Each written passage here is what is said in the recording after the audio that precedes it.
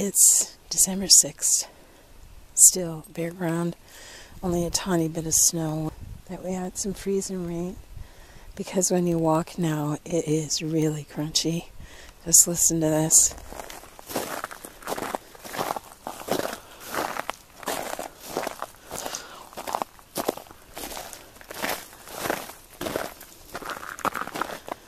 Now there is hardly any covering at all, and it's making quite a noise. It's kind of like a crust where there was a little bit of snow, but the fields are bare. This seems to have stayed and frozen. What we're going to do today is I have with me a handsaw. People often call them, in the old days, a buck saw. And we're going to go and scout it for a small Christmas tree. Of course, this is private property with permission. Not just going anywhere and taking whatever we want. Always have permission for your activities.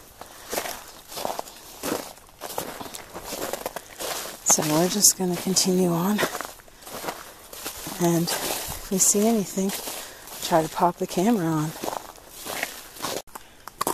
It's very warm today compared to what we've had. It's +4 right now, but you wouldn't think it from the way I'm making so much noise on all this ice and crust. I have to walk very carefully. You can see that there's lots of tracks here, and one is a wolf. We heard the coyotes and that this morning.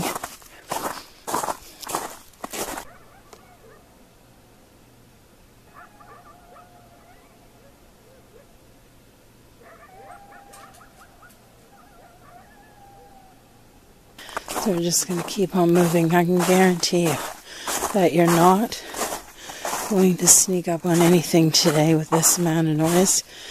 You're probably likely only to see birds, maybe a chance of a rabbit, but you're certainly not going to see any deer or otherwise in this. Just as I said, you can hear some chickadees, little birds over there. That's about it right now.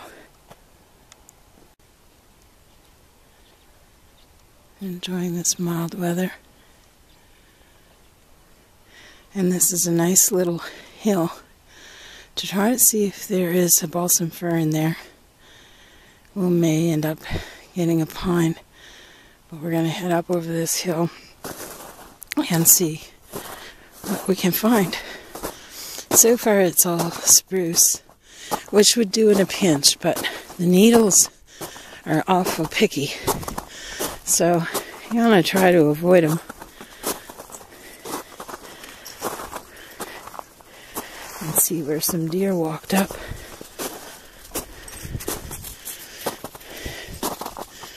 See where a tree is dead. It looks like it got run over or pulled over. Shadow is right. It's quite a big deer track. And here, it definitely looks like an elk walked up there. That same elk that was probably down in the other territory. Some of the trees here are very big. A little bit bigger than we want.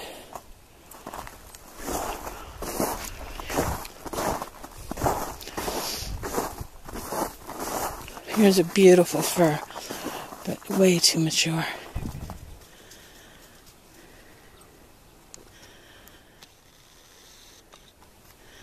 Lots of pine.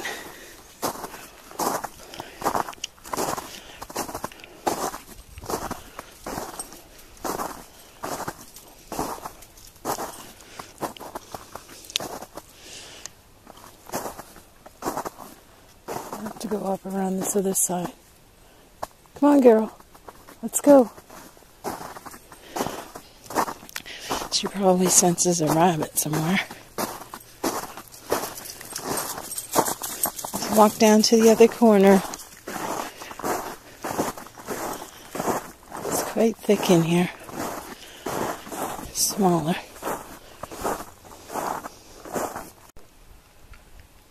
Every so often, you'll get flocks of little birds flying around.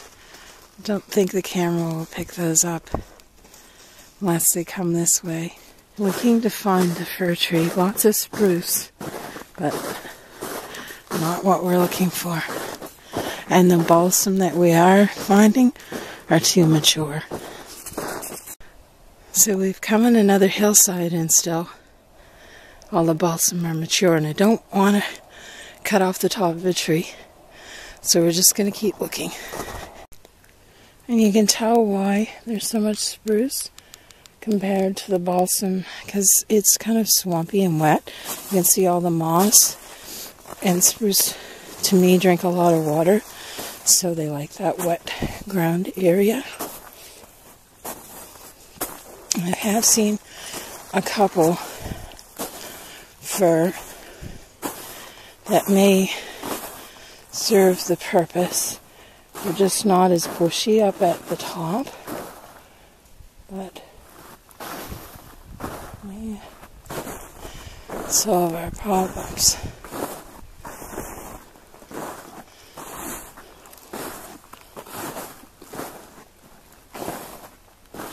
You can see the perfect tree, fluffy ones are the spruce because they're in their ideal zone.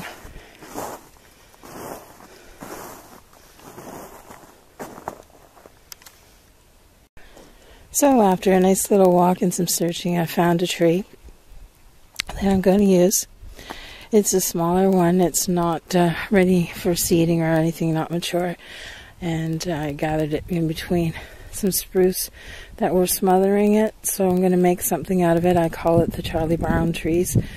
I usually come out, say the last 15 years or so, I've been cutting my own from my own land, and before that my parents from theirs, and we've never ever in my lifetime had an artificial tree. We've just cut and replanted and maintained our lots so that we could harvest.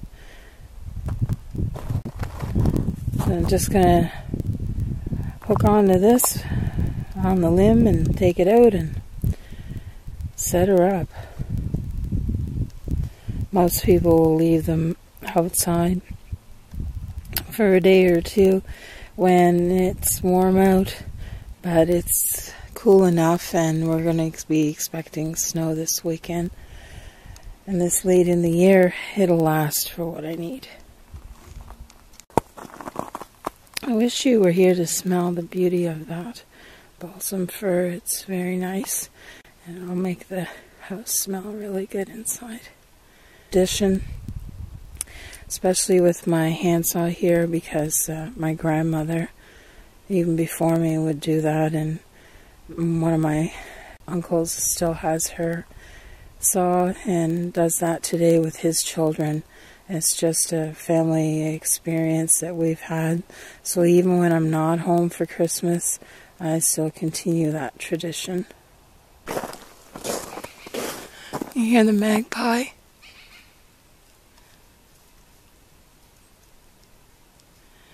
It's over there in the tree somewhere. You can also hear my tree coming behind me. It's holding on it, dragging it. It's quite light. And they're smaller trees, plus the sap is not running heavily in them, so that would make them heavier. So onward we go.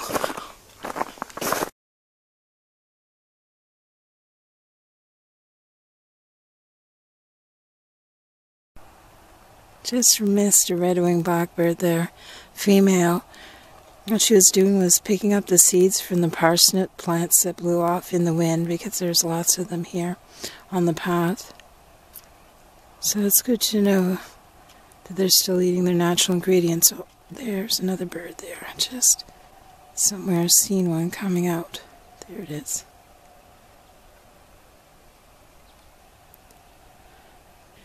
So here we go. After about a kilometer, we made it back. And you can tell that the new weight training that I've been doing and that trying to build up my muscles again is really paying off, because this was just a breeze for me today. So I enjoyed that very much. Pleasure to get this kind of exercise and to know that what I'm doing is really worthwhile. So we're just going to be trimming this up and taking this in and seeing what we can make out of it. In addition to the Christmas tree and the other projects, I made this little centerpiece. It's in progress. I'm going to add some holly and different ornaments to the candles, and that's going to be my little centerpiece. So there's always lots of projects that you can make and do over the holidays. Feeling really festive and looking forward to an old-fashioned Christmas. And here also is my Charlie Brown tree in progress. Starting to look up. So, I'm having a good time with it all. It's a good old-fashioned Christmas, and I want to wish everyone out there a Merry Christmas.